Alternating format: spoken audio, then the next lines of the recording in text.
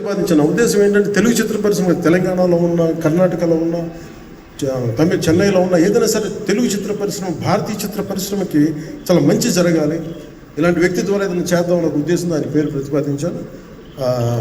భవిష్యత్తులో అవుతారని మనస్ఫూర్తి నేను ఆశిస్తున్నాను. అందుకని అన్నీ నా చేతిలో ఉండవు కదా, అందుకని చెప్తాను. ఇఫ్ అండ్ బట్ చెప్పాలి కదా.